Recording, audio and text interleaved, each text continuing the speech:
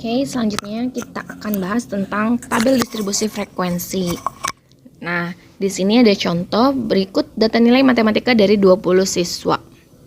Nah, untuk membuat tabel distribusi frekuensinya itu ada dua. Yang pertama, kita akan bikin tabel distribusi frekuensi tunggal seperti ini. Cara buatnya itu tinggal bikin kolom nilai terus sama frekuensi. Biasanya sih yang paling simpel nilai sama frekuensi saja. Jadi kolom nilai diisi dengan nilai sesuai dengan data. Kemudian untuk kolom frekuensi diisi dengan banyaknya data itu disebut. Kayak 8 berapa kali disebutnya? 1 kali. 13 berapa kali disebutnya nih? 1, 2, ada 2 kali gitu. Dan seterusnya. Selanjutnya ada tabel distribusi frekuensi kelompok. Kelihatan kan perbedaannya sama yang tunggal tadi? Perbedaan yang kentara itu lihatnya dari nilai.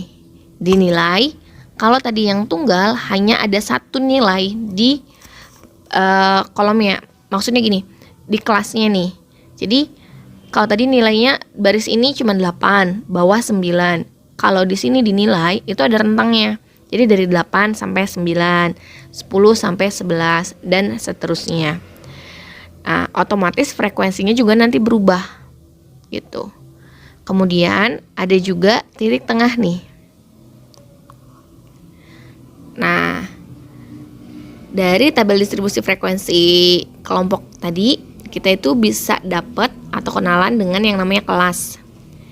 Kita juga tahu tentang batas kelas, tepi kelas, kemudian panjang kelas, dan terakhir adalah titik tengah kelas. Nih, yang mana sih yang namanya kelas? Nah, yang namanya kelas adalah baris di nilai. Jadi ini kelas nih. Ini berarti kelas ke-1. Ini kelas ke-2. Ini kelas ke-3. 4, 5, 6. Jadi total ada 6 kelas nih di tabel distribusi frekuensi kelompok ini. Nah, sekarang ditanya nilai untuk kelas keempat. Berarti nilainya adalah yang ini. Nah, selanjutnya ada batas kelas. Batas kelas itu terdiri dari 2, yaitu batas atas sama batas bawah. Yang namanya batas atas itu adalah sebelah kanan. Nah, yang ini. Ini batas atas. Kemudian yang sebelah kiri ini adalah batas bawah.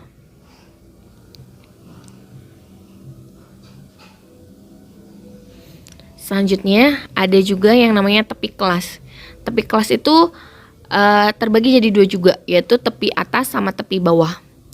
Kalau tepi bawah adalah batas bawah dikurangi 0,5. Kalau tepi atas adalah batas atas ditambah 0,5. Jadi kalau misalnya ditanya tepi atas kelas ke-5, berarti kita ambil batas atasnya. Ini kan kelas ke-5 nih. Ya, kita ambil batas atasnya, kemudian tambahkan dengan 0,5. Jadi tepi atas kelas ke-5 adalah 17,5. Kalau ditanya tepi bawah kelas ke-3, nah, berarti ini kelas ketiga nih. Batas bawahnya yang ini kan. Tuh, tepi bawah adalah batas bawah kurangi 0,5. Berarti ini dikurangi 0,5 adalah 11,5. Jangan sampai ketuker ya antara batas atas dan tepi atas. Ingatnya kalau batas mah yang kiri dan kanannya, kalau tepi mah itu ditambah atau dikurangnya. Jadi ada koma-komanya. Jadi kalau ditanya batas bawah kelas ke-4, batas bawahnya 14. Kalau tepi bawahnya ya 13,5. Selanjutnya ada juga yang namanya panjang kelas. Nah, untuk mencari panjang kelas ini, itu rumusnya adalah tepi atas kurangi tepi bawah. Jadi terserah mau kelas manapun yang kita pakai, hasilnya sama. Jadi panjang kelas itu untuk satu tabel. Misal kita mau gunakan kelas kedua nih. Berarti kan tepi atas kurangi tepi bawah. Tepi atas kelas kedua adalah 11,5 kemudian tepi bawahnya adalah 9,5, yaitu 2. Nah, coba deh bener nggak sih mau kelas manapun hasilnya sama? Bisa kita cek, misal kita ngambil kelas ke-6 ya. Berarti kelas ke-6 itu 19,5 kurangi 17,5. Hasilnya tetap sama 2. Terus, selain kita menggunakan tepi atas kurangi tepi bawah, kita juga bisa nyari panjang kelas dengan cara ambil selisih dari nilainya. Nah, misal nih, 8 ke 9, selisihnya berapa sih? 1 kan? Nah, selisih dari nilainya ini selalu tambahkan 1 untuk dapat panjang kelas. Misal nanti lupa, yang mana ya tepi atas tepi bawah teh nggak kepikiran. Jadi kalian bisa menggunakan selisih dari nilai kemudian selalu tambah 1. Atau bisa kalian hitung juga. Jadi hitungnya sebut ini 8, 9. Ada 2 nilai kan? 10, 11. Nah, itu panjangnya. Atau contoh lainnya gini deh. Misal saya punya kelas yaitu 10 sampai 15. Panjang kelasnya berapa nih? Panjang kelasnya. Nah, untuk nyari panjang kelasnya tadi kalau kita mau pakai selisih berarti 10 sampai 15 selisihnya 5 kan? Selalu tambah 1 itu adalah 6. Kalau mau pakai rumus panjang kelas itu tepi atas kurangi tepi bawah, berarti nanti 15,5 dikurangi 9,5. Hasilnya pasti sama, tetap 6. Atau kalau misalnya kalian mau hitung, berarti 10, 11, 12, 13, 14, 15. Tuh ada 1, 2, 3, 4, 5, 6. Panjang kelasnya sama. Jadi untuk nyari panjang kelas itu terserah kalian mau pakai selisih kemudian tambah 1 atau mau disebutin satu-satu seperti ini, dihitung. Dan yang terakhir tadi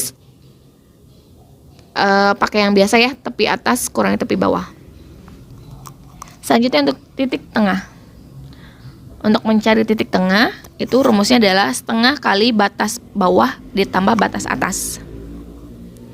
Nah, di sini untuk kelas pertama, batas bawahnya itu 8, batas atasnya 9.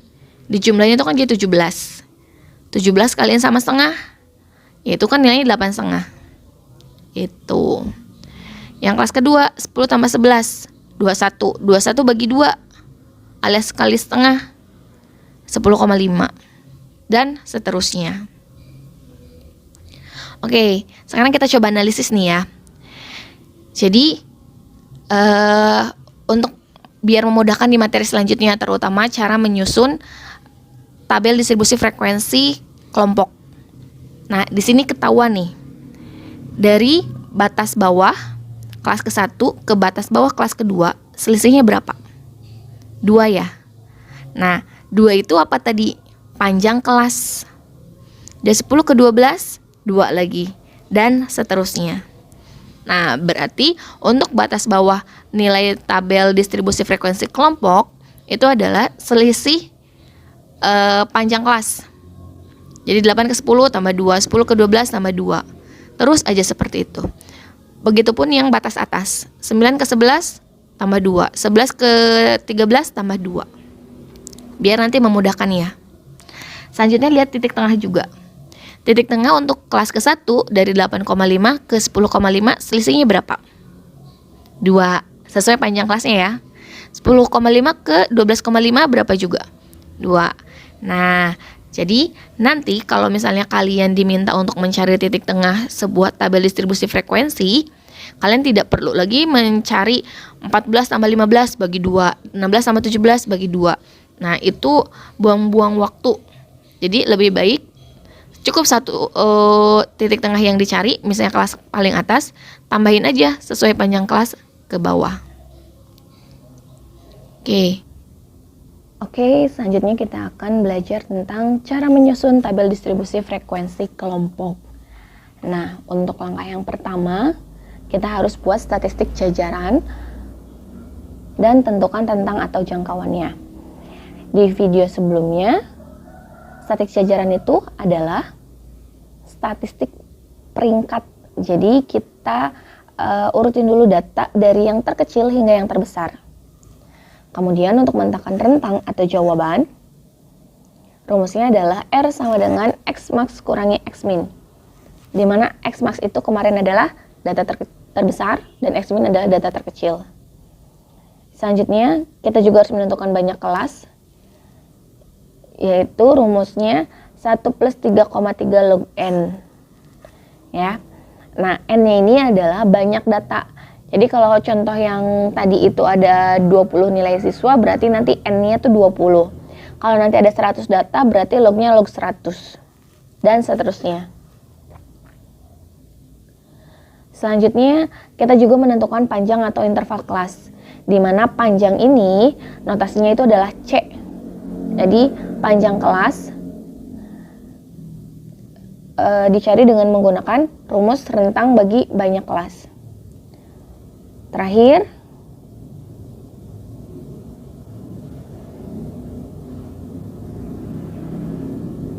kita tetapkan kelas-kelasnya berdasarkan nilai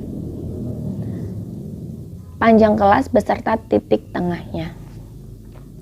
Yuk, kita langsung praktekkan aja ya. Di sini ada contoh. Berikut ini adalah data nilai ulangan matematika dari 40 orang siswa kelas 11 IPS. Ini ada nilai mulai dari 67 sampai terakhir 62. Kemudian pertanyaannya adalah, buatlah statistik jajaran dari data tersebut. Kemudian carilah statistik minimum dan maksimumnya, serta nilai rentang atau R. Dan yang terakhir, buatlah tabel distribusi frekuensi dari data tersebut. Mari kita mulai. Nih. Tadi langkah pertama mau menyusun tabel distribusi frekuensi adalah kita buat statistik jajarannya dulu. Jadi kita susun data dari nilai yang terkecil hingga yang terbesar. Dari yang data tadi disusunnya seperti ini. Didapat nilai terkecilnya adalah 32. Berarti ini X min ya. Kemudian 91 adalah data terbesar. Selanjutnya kita tinggal menentukan rentang atau jangkauan. Karena data terbesarnya 91, data terkecilnya 32, tinggal dikurangin hasilnya adalah 59. Selanjutnya langkah yang kedua adalah kita menentukan banyak kelas. Rumusnya adalah K sama dengan 1 plus 3,3 log N. Karena datanya ada 40, berarti K sama dengan 1 plus 3,3 log 40. Nah, di sini kita menggunakan bantuan kalkulator ya untuk menghitungnya. Kalau kalkulator kaliannya termasuk kalkulator yang mumpuni, spesifikasinya, ini bisa diketik mulai dari 1 sampai log 40 berurutan. Kemudian langsung pijit sama dengan. Tapi jika kalkulator matematika standar, nah itu tergantung kalian yang punya kalkulatornya. Pasti yang punya tahu dong spesifikasinya kayak gimana kalkulatornya. Ada yang pijit log dulu kemudian masukin angka, ada yang angka dulu kemudian pijit log gitu. Setelah itu, setelah dapat nilai log 40-nya berapa, kalikan dengan 3,3, baru ditambahkan dengan 1. Jika hasilnya tidak seperti ini, bukan 6,2867, berarti ada yang salah masukinnya ya. Itu silakan, berarti kalian yang punya kalkulatornya yang harus tahu gimana spesifikasi kalkulator kalian sendiri. Nah, tadi kalau misalnya banyak kelas itu sama dengan banyak baris dalam kolom kan. Nah, untuk menentukan banyak baris itu kan gak ada komanya nih, sehingga yang ini harus kita bulatkan. Nah, 6,2867 kita bulatkan menjadi 7. Meskipun angka desimal di belakang komanya ini di bawah 4, tapi kalau untuk statistika naikinnya ke atas ya. Nah, tuh. Selanjutnya kita juga menentukan panjang atau interval kelas, yaitu R-nya tinggal dimasukin 59/7, dapatnya 8,4 sekian. Sama seperti tadi banyak kelas, kita bulatkan, bulatinnya ke atas, jadi dapatnya panjang kelasnya 9. Oke, selanjutnya kita tetapkan kelas-kelasnya berdasarkan nilainya kan. Normalnya tabel distribusi frekuensi kumulatif itu simpelnya cuma ada 2 kolom, nilai sama frekuensi. Tinggal banyak barisnya itu tadi tergantung banyak kelas. Tadi kita banyak kelasnya ada 7. Berarti kita bikin barisnya 7. Kelas ke-1, kelas kedua, kelas ketiga, keempat, kelima, keenam, ketujuh, dan yang terakhir jumlah.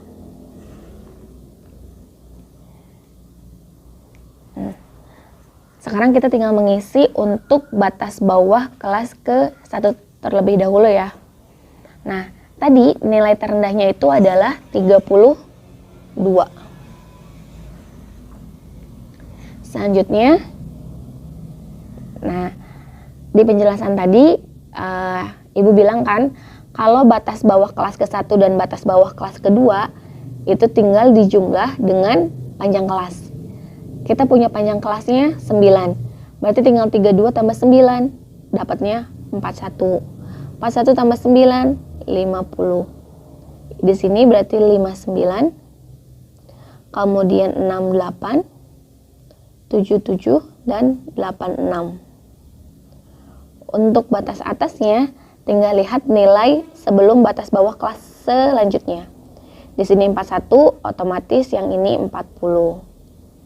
Ini 49, 58, 67, 76, 85, dan tadi tinggal ini 85 tambah 9, 94. Karena dari sini ke sini itu tambahnya panjang kelas. Panjang kelas itu 9. Selanjutnya kita tinggal menentukan frekuensinya. Nah, untuk frekuensi lihat di sini. 32 sampai 40. Ada berapa data dari 32 sampai 40? Ada 1, 2. Jadi frekuensinya kita tulis 2. 41 sampai 49. Berarti mulai dari 46, 1, 2. Ya kan? Cuman 2. Kemudian nilai dari 50 sampai 58. Berarti 51, 52, 3, 4, 5, 6. Cuma 6 ya. Karena 60 itu lebih dari 58. Selanjutnya 59 sampai 67 ada datanya. 1, 2, 3, 4, 5, 6, 7, 8, 9, 10, 11, 12, 13, 14, 15, 16, 17.